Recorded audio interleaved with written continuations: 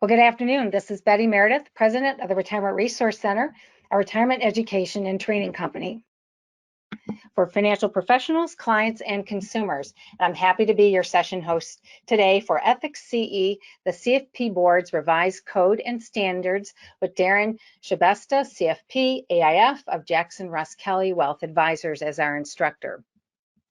The CFP Board is committed to setting and enforcing standards that benefit the public.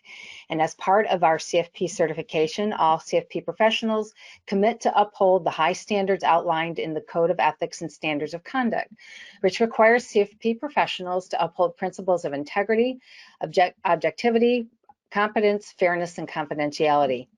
CFPs make a commitment to put their clients' interests first at all times when providing financial advice. And this program today fulfills the requirement for the CFP Board-approved Ethics CE, and it's been designed to educate CFP professionals on the CFP Board's new Code of Ethics and Standards of Conduct, effective October 1st of 2019.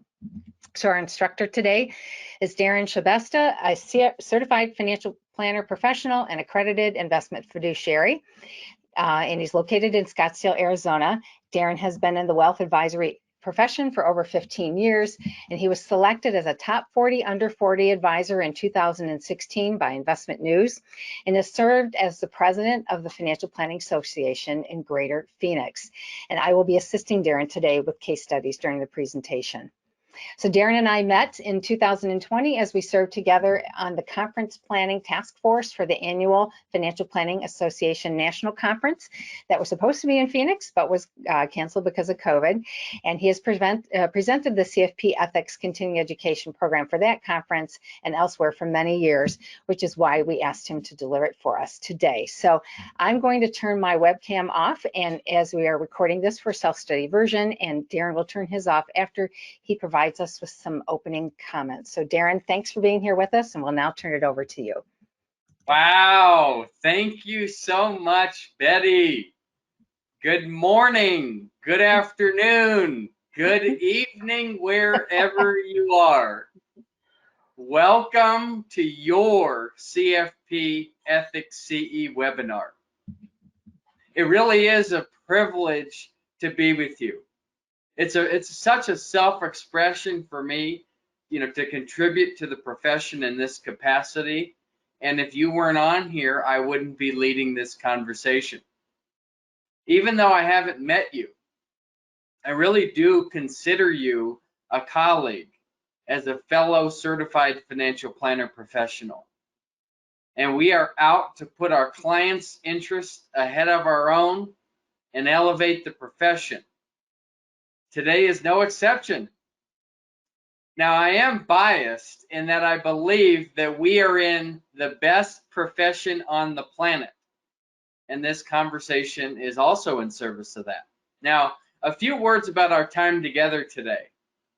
Now, during this webinar, there very well may be a pull to do something other than what you're doing on this webinar. You might be drawn to your email, or maybe tending to a client request throughout the session. I really do invite you to listen for the gold. Listen in such a way that you actually learn something from today that you can implement in your practice, or at least keep you in good graces with the regulators.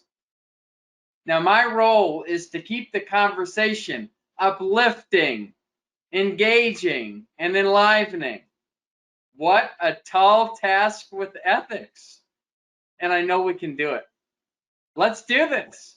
Put on your seatbelt and let's go for a ride. All right, we've got some legalese to share with you from the CFP Board. Let's talk about what are we up to in the conversation. What are the touch points today? Well, we're going to get into the structure and the content of the revised code and standards, and certainly there are significant changes from the prior rules. We're also going to get into CFP Board's fiduciary duty. What does that look like? What is that? And then we're going to cover the material conflicts of interest. How do we avoid them? How do we fully disclose them? What about obtaining informed consent and managing them? Then there's understanding the duty to report to CFP board and the duty to cooperate. Okay, next we're going into identifying the practice standards when providing financial advice that requires financial planning or when providing financial planning. And the last objective is to understand the duty to provide information to clients when providing financial advice and or financial planning. What needs to be provided to the clients when we're engaging in that way. So that's in a nutshell what we're up to today, and we're going to dive right into the first objective.